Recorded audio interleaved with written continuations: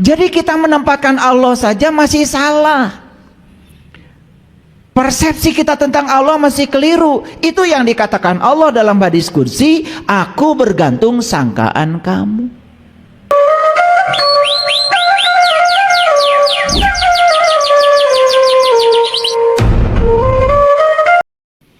Jadi kata Quran, panjang umur itu tujuannya adalah agar kita bisa berpikir. Apa artinya berpikir? Berpikir itu bukan menghitung uang. Berpikir itu bukan menghafal itu, menghafal ini. Bukan. Berpikir berarti menggunakan pikiran. Kapan kita menggunakan pikiran dan siapa pengguna pikiran itu? Karena pikiran ini adalah instrumen, alat, maka pengguna pikiran itu adalah kesadaran kita. Jadi siapa orang yang berpikir adalah orang yang kesadarannya sudah mampu mengendalikan pikirannya. Karena kebanyakan manusia justru pikirannya yang mengendalikan kesadarannya. Sehingga kebanyakan manusia setiap saat tidak menjadi diri sejatinya, hanya menjadi diri palsunya. Itu yang disebut dengan ego. Ketika hidup dikendalikan oleh ego, bersiap-siap saja untuk mengalami berbagai macam masalah, penderitaan, kesedihan. Itulah. Tetapi mereka itu yang namanya penderitaan, kesedihan dihadirkan oleh semesta hanya untuk menegur kita bahwa hidup kita ada yang harus diperbaiki. Jadi stop dari sekarang berpikir bahwa penderitaan, kesedihan itu adalah musibah, atau apalagi disebut sebagai siksaan, apalagi disebut sebagai kutukan, azab dari Allah. Mana mungkin Allah yang maha cinta, maha pengasih, maha penyayang mengutuk hambanya sendiri. Mana mungkin Allah yang maha cinta, maha pengasih, maha penyayang menghinakan ciptaannya sendiri. Jadi kita ini selama ini mempersepsi Allah itu bertolak belakang terkadang dengan sebutan-sebutan yang kita sampaikan kepada Allah. Katanya Allah itu Ar-Rahman, Ar-Rahim. Tapi di sisi lain kita masih mempersepsi seakan-akan Allah itu baik kepada kita kalau kita baik kepadanya. Dan Allah itu jahat dan tidak baik kepada kita, menghukum kita, mengazab kita kalau kita tidak baik kepadanya.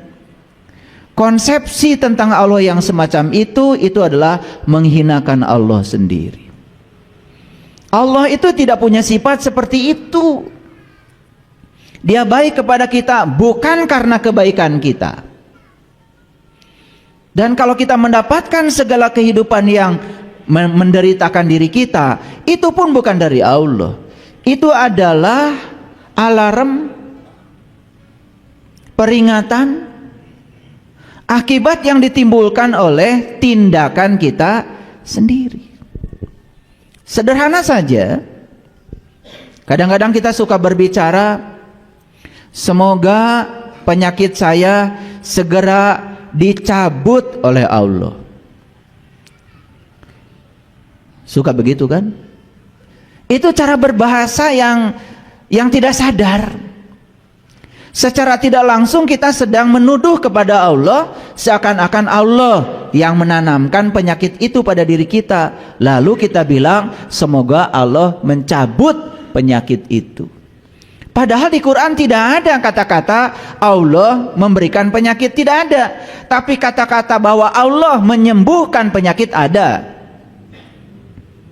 Faiza maridtu fahuwa yasfin. Apabila kamu sakit, aku yang menyembuhkan. Ada ayatnya. Tetapi sakit itu bukan dari Allah. Sakit itu dari perbuatanmu sendiri. Nah, segitu cinta kasihnya Allah yang luar biasa, kamu saja yang membuat penyakit, Allah yang menyembuhkannya. Tidak pernah Allah mengatakan, karena kamu yang bikin penyakit, kamu sendiri yang harus tanggung jawab. Gak begitu Allah. Jadi kita menempatkan Allah saja masih salah. Persepsi kita tentang Allah masih keliru. Itu yang dikatakan Allah dalam hadis kursi, aku bergantung sangkaan kamu. Jadi Allah itu menyatakan dirinya sebagai Rob. Rob itu adalah kehadiran, keberadaan. Kehadiran dan keberadaannya sudah cukup membuat segala sesuatu terjadi. Tetapi yang ingin menjadikan itu terjadi, itu adalah kita sendiri. Jadi kun fayakunnya Allah itu adalah beliau hadir sebagai fasilitator untuk membuat segala sesuatu terjadi. Tapi yang ingin segala sesuatu terjadi itu adalah kita sendiri.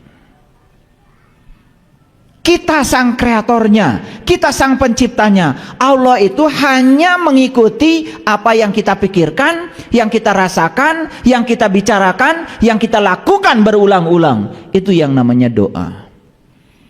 Pahami itu. Kalau ingin hidup menakjubkan, pahami itu. Makanya kita harus keluar dari zona nyaman kita, keluar dari kampung kita. Makanya di Quran surat An-Nisa ayat 66 Allah mengatakan, bunuhlah dirimu, keluar kamu dari kampungmu. Itu perintah. Dan jika kamu melaksanakan itu, maka itu lebih baik bagi kamu dan akan menguatkan imanmu. Itu Quran. Apa yang harus kita bunuh? Bunuh ego kita, bunuh diri palsu kita. Karena selama ini kita hidup dikendalikan oleh ego, diri palsu kita. Itu yang bernama pikiran. Pikiran mana yang disebut dengan ego? Pikiran yang belum tersentuh oleh cahaya ilahi. Saya pastikan ya, setiap pikiran yang belum diterangi oleh cahaya ilahi, belum ketemu nur ala nur, belum ketemu matahari ruhani dalam dirinya, itu yang disebut dengan pikiran gelap. Dan itu yang selama ini mengendalikan kita, cuman kita tidak sadar. Oleh karena itu hari ini saya akan memberikan hadiah buat kita semua. Saya akan membuka rahasia berserah diri. Karena selama ini kita cuma bicara, ayo kita berserah diri, ayo kita berserah diri. Caranya seperti apa sih berserah diri itu? Sama seperti kita disuruh untuk ingat kepada Allah. Malah nyebut-nyebut nama Allah. Padahal ingat dan menyebut itu berbeda. Menyebut itu di sini pakai mulut. Ingat itu kan di batin kita. Dan setiap kita menyebut, kita mengklaim seakan-akan kita sudah ingat kepada Allah. Itulah sesungguhnya kita selama ini, gak jelas. Disuruh tobat, malah minta ampun. Pahala tobat itu bahasa Arab, artinya kembali. Kembali kamu pada jati dirimu. Tobat dan minta ampun itu sesuatu yang berbeda. Kalau kita sudah kembali kepada Allah, ya Allah akan mengampuni otomatis. Bahkan Allah mengatakan, inna fatahna laka fatham mubina liyaghfira lakallah ma taqaddama min dambika wa ma ta'akhkhar. Hari ini kamu terbuka kembali penglihatanmu, sehingga kamu bisa melihat jati dirimu, kembali kepada Allah. Maka aku ampunkan bahkan dosamu yang lalu, termasuk juga dosamu yang akan datang. Begitu kata Allah dalam Al-Quran. Kita terlalu puas mengaku pedoman hidupmu apa? Quran. Pedoman hidupmu Quran dan hadis. Tapi dua-duanya tidak kita pahami, tidak kita pedomani. Hanya dibaca berulang-ulang. Dan kita menganggap kalau sudah membaca berulang-ulang, seakan-akan kita sudah soleh. Padahal membaca itu baru tahap awal untuk memahami. Dan kalau kita membaca, kemudian kita tidak dapat petunjuk apa-apa yang dari yang kita baca, berarti kita melanggar ayat zalikal kitab la raiba fi hudan lil muttaqin. Jadi kalau kita tidak dapat petunjuk ketika kita baca kitab suci, berarti kita belum tahu apa itu takwa yang sebenarnya. Oleh karena itu, mari kita bersyukur kita telah diundang oleh Allah di tempat yang penuh berkah ini. Oleh karena itu mari kita sampaikan penghormatan kepadanya. Kita puji Dia bersama-sama membaca hamdalah. Alhamdulillahi Rabbil Alamin. Mari kita mohon ridho dan berkahnya. Semoga Allah membukakan pintu kecerdasan kita, terutama kecerdasan yang melampaui pikiran yang terbatas dalam diri kita. Kita sapa asma Allah dengan kelembutan dan cinta, seraya membaca basmalah. Bismillahirrahmanirrahim. Jadi hari ini saya akan berbicara tentang rahasia berserah diri. Saya kasih judul, berserah bukanlah menyerah. Oleh karena itu kita akan memasuki dulu introduksinya, kita akan memasuki pendahuluannya, supaya nanti ketika masuk pada rahasia yang tadi itu kita mengerti. Fokus. Karena saya akan mencoba mengkombinasikan ayat-ayat Al-Quran dengan temuan-temuan baru para peneliti di bidangnya, terutama para psikolog yang terus mengembangkan pengetahuan baru tentang neuroscience. Jadi nanti akan ada banyak sekali ya rahasia-rahasia untuk menjelaskan ini. Ya, saya ambil dari data-data hasil penelitian yang sudah dipublish, yang sudah dinyatakan dalam bahasa saintifik, dan saya coba akan terjemahkan dalam bahasa yang mudah dimengerti. Jadi setiap hari saya ini punya langganan jurnal dan saya berbayar. Jadi saya punya langganan jurnal yang berbayar, jurnal-jurnal yang terindeks, jurnal-jurnal yang sudah diakui ya keabsahannya oleh para ilmuwan di seluruh dunia. Jadi saya tidak pernah baca artikel hoax, saya tidak pernah baca artikel-artikel yang dikirim oleh orang sembarangan yang gak jelas sumbernya lalu kita percaya. Saya tidak pernah baca yang gitu.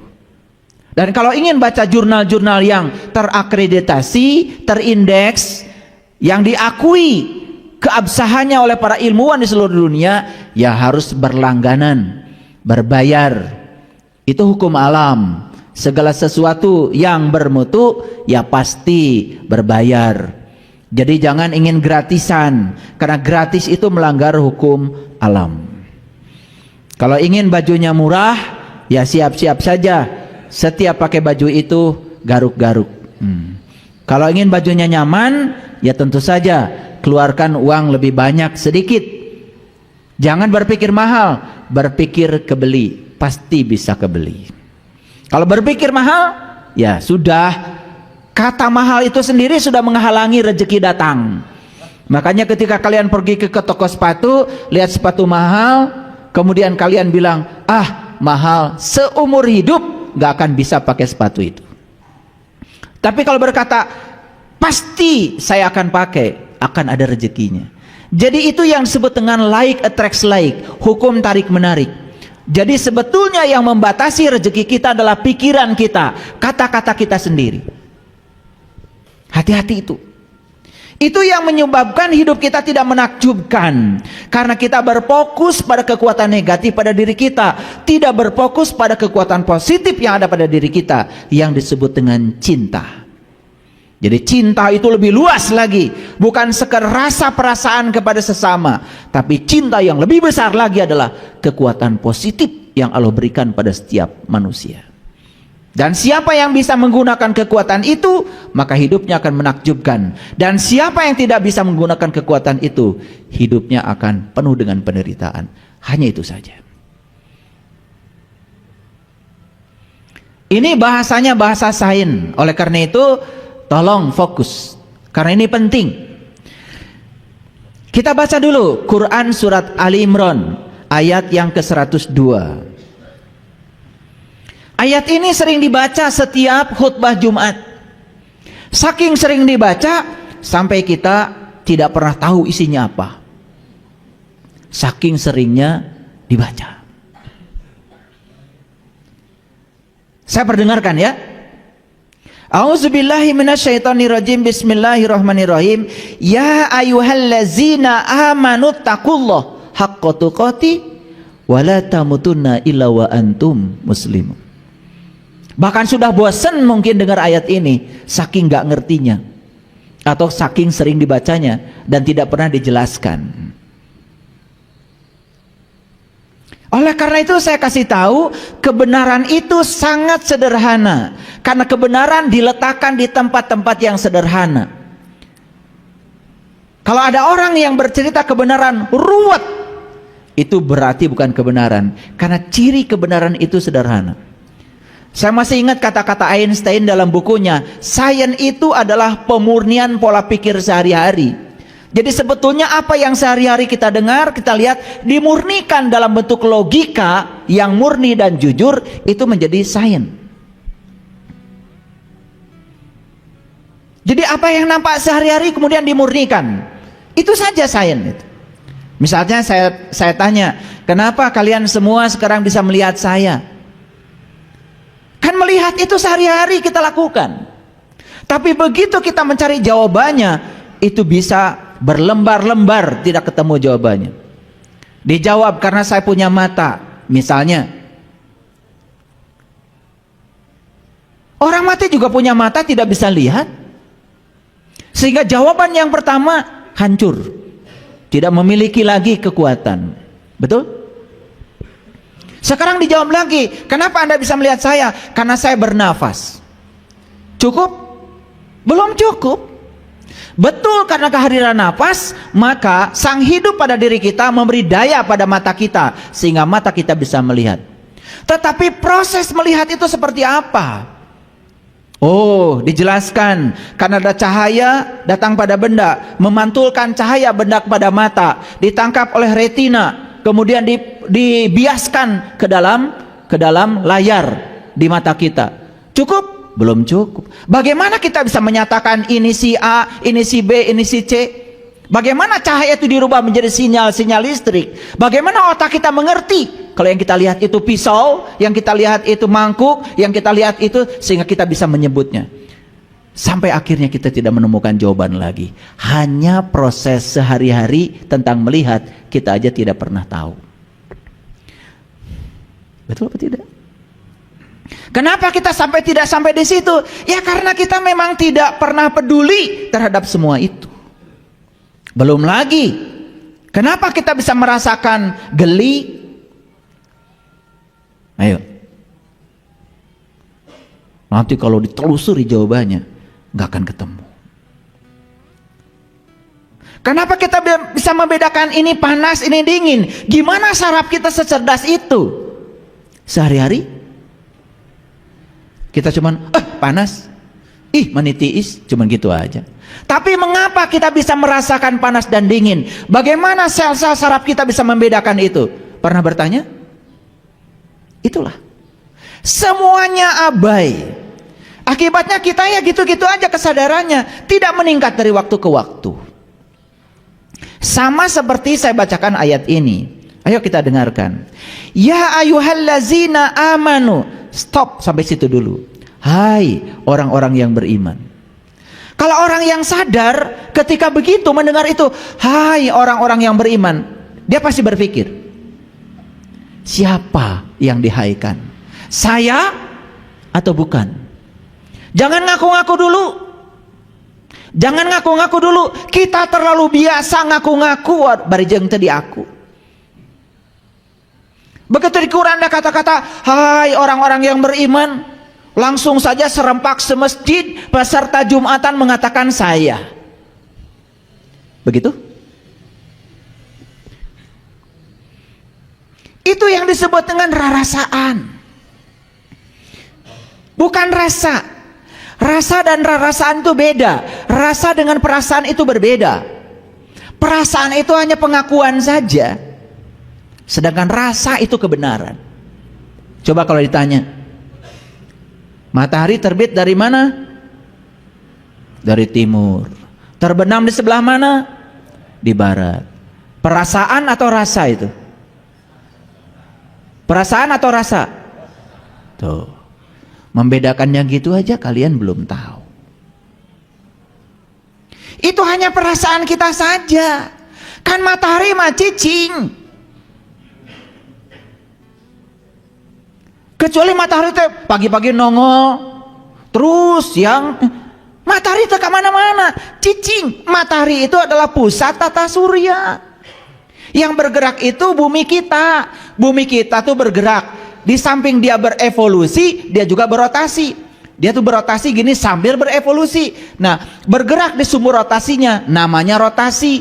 Mengelilingi sumber rotasi matahari itu namanya berevolusi. Kartos? Jadi matahari mah nggak pernah kemana-mana. Yang bergerak itu bumi. Sehingga akibat bumi itu berotasi dan berevolusi, terjadilah siang dan malam.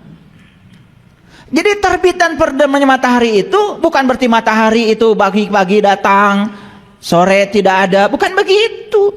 Karena bumi kita yang berotasi dan berevolusi. Jadi yang benar itu matahari itu diam, bumi kita yang bergerak. Itulah bedanya rasa dan rarasaan. Rarasaan teh geus salat.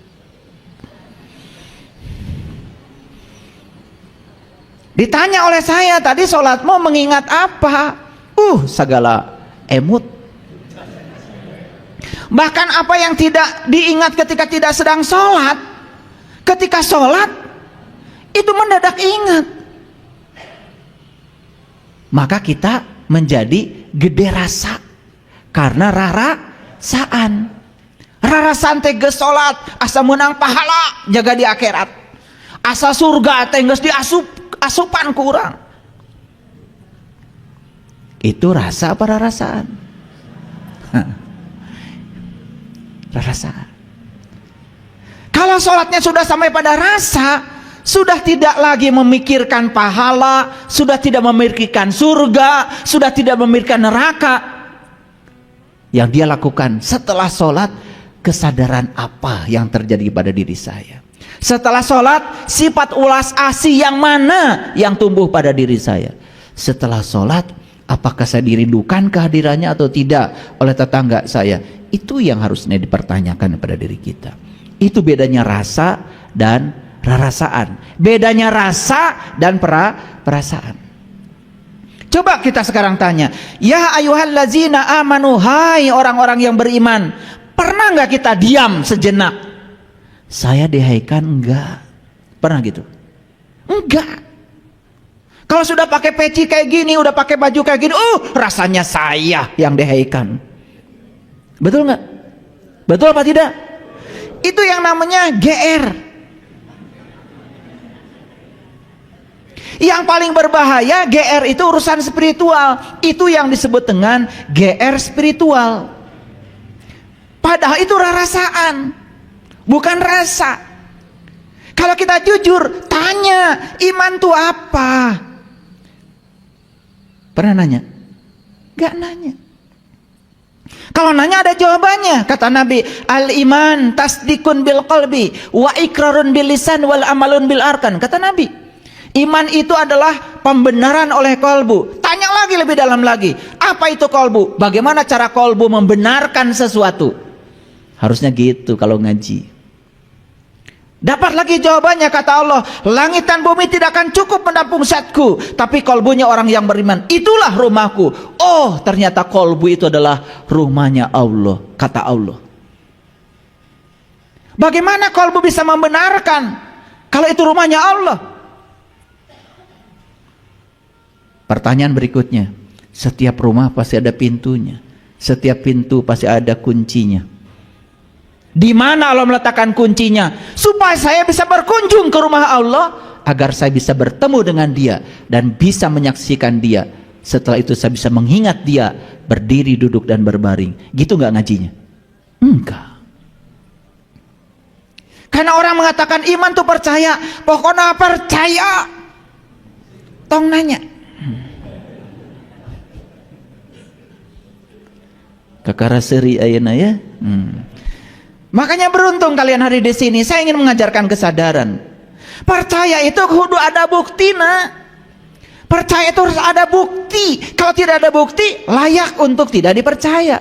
Dan agama itu bukan paksaan. La ikraha fiddin, karena tidak ada paksaan dalam agama. Setiap apapun yang kita yakini, yang kita percayai, harus ada buktinya. Percaya Allah teh deket jeung urang, bahkan lebih dekat daripada urat nadi. Diri kita sudah membuktikan?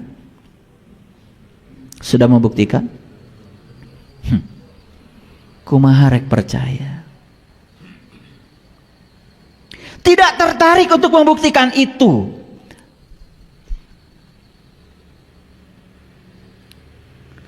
Jadi kalau kolbu itu sudah bisa membenarkan, maka lisan kita jadi benar, lisan kita jadi benar. Akhlak dan perbuatan kita akan mengikuti lisan kita. Itu yang disebut dengan jujur, selaras antara batinnya, kata-kata dan tindakan. Kan kita biasa tidak selaras, di dalamnya seperti apa, keluar kata-katanya seperti apa, yang dilakukan seperti apa, bahkan melanggar janji, itu pun dianggap biasa.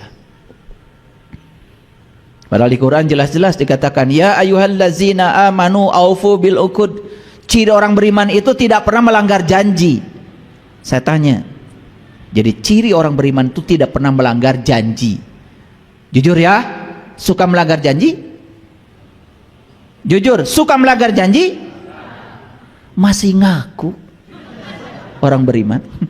Padahal ayatnya jelas, ciri orang beriman itu tidak pernah melanggar janji. Kita melanggar janji, masih ngaku. Coba, geus puguh eueuh bauna masih ngaku tarasi. Karena nama itu baru ada, melekat kalau ada cirinya. Ngerti maksud saya? Ciri saya, ciri ceramah saya, itu punya ciri tersendiri.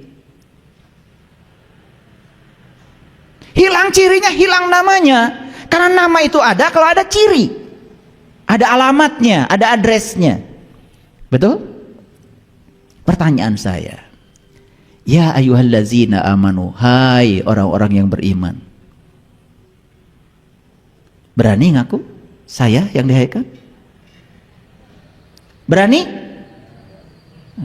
Baru nggak berani sekarang setelah dijelaskan oleh saya. Kemarin-kemarin sebelum kesini petatang petentengnya luar biasa. Betul? Bahkan menyesatkan orang lain itu biasa. Begitu orang lain beda dengan kita, sesat, murtad, kufur. Keheula. Itulah orang yang pengetahuannya sedikit, gampang menilai orang lain. Saya tanya sekali lagi, ya ayyuhallazina amanu, siapa? Ya siapa? Berani menyatakan, terima kasih ya Allah, saya sudah dihaikan. Berani? Hai para mahasiswa saya. Ada mahasiswa saya nggak di sini? Tiba-tiba ngacung semua. Loh, kapan daftarnya? Jadi kalau ada kata-kata yang semacam itu di Quran, ya ayyuhallazina amanu, stop, renungkan. Saya bukan. Kalau saya ini tidak layak dihaikan, gimana caranya supaya besok-besok saya layak untuk dihaikan? Belajar di Quran, surat Al-Mu'minun. Apa ciri orang yang beriman? Hadirkan ciri itu pada diri kita. Setelah hadir ciri-cirinya, baru dengan percaya diri mengatakan, semoga saya ya Allah. Cukup sampai di situ? Jangan berhenti di situ. Karena berikutnya ada tugas dari Allah. Ittaqullaha haqqa tuqatih. Ittaqullaha haqqa tuqatih. Kata Allah, bertakwalah kamu kepada Allah dengan takwa yang sebenar-benarnya. Pernah nanya, takwa itu apa? Melakukannya seperti apa? Kenapa ada kata-kata takwa itu harus sebenar-benarnya? Apakah ada yang palsu gitu? Pernah nanya gitu enggak? Enggak. Jadi mau maju gimana? Begitu dibilang kata Allah, bertakwalah kepada Allah dengan takwa yang sebenar-benarnya. Udah aja, dilewatkan perintah ini. Kalau saya kejar. Apa kata takwa di Quran? Saya kejar. Makanya ketemu jawabannya di Quran surat Al-Baqarah ayat 63. Wa id akhadna mitsaqakum wa rafa'na fawqakumut tur khudhu ma atainakum biquwwatin wazkuru ma fihi la'allakum tattaqun. Jadi takwa itu sebuah prosedur. Pertama mengambil janji, yang kedua diangkat kesadarannya, yang ketiga ditunjukkan oleh Allah di puncak kesadarannya. Allah menunjukkan diri di puncak kesadarannya. La'allakum wazkuru ma fihi. Setelah Allah menunjukkan dirinya, bertajalli dalam dirinya, baru kata Allah, wazkuru ma fihi, ingat yang aku tunjukkan kepada kamu. La'allakum tattaqun, baru kamu jadi orang yang bertakwa. Jadi takwa itu prosedur. Mengambil janji, diangkat kesadarannya, ditunjukkan sesuatu di puncak kesadarannya, ingat yang Allah tunjukkan, itu baru takwa. Jadi siapa orang yang bertakwa? Orang yang sudah bisa ingat kepada Allah dengan ingat yang sebenar-benarnya. Itu haqqa tuqati. Gitu nggak kita? Belum. Belum semua. Setelah dibahas gini baru sadar, oh ternyata saya ini belum tahu. Tapi sekarang saya tahu. Kalau saya belum tahu, alhamdulillah. Can nyaho. Tapi geus nyaho yen urang teh can nyaho. Bagus. Daripada terus-menerus menjadi orang yang tidak tahu, tapi kita tidak tahu bahwa kita tidak tahu. Yang lucu, banyak orang yang menganjurkan kepada kita harus bertakwa. Bari jeung teu dijelaskeun da manehna ge teu nyaho. Betul apa tidak? Banyak apa sedikit yang kayak gitu? Banyak sekali. Pakai sekali dong. Gak usah pakai 2 kali, sekali aja. Ya ayyuhallazina amanu ittaqullaha haqqa tuqatih. Jadi kalau begitu saya mau nanya, pintar apa tidak? Yang bisa takwa itu orang beriman atau orang yang mengaku beriman? Yang beriman. Dan tidak mungkin Allah tiba-tiba menyuruh seseorang sesuatu yang tidak dia lakukan.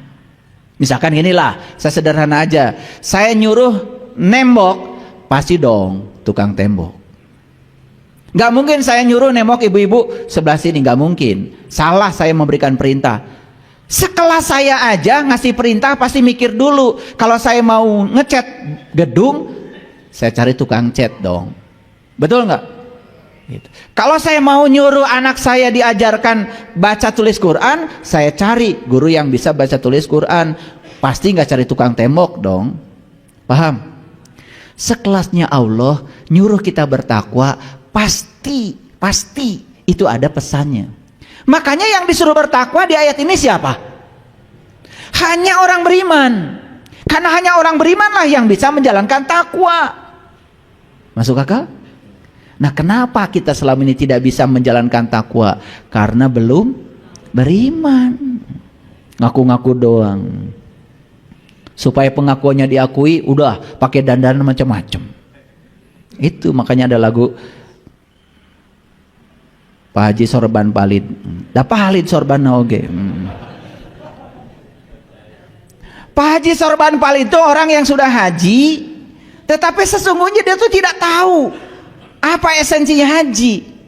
Berkunjung ke Baitullah, tetapi tidak tahu siapa yang harus dikunjungi. Palid dah Sorbana. Orang tua kita mau ngasih pelajaran itu luar biasa.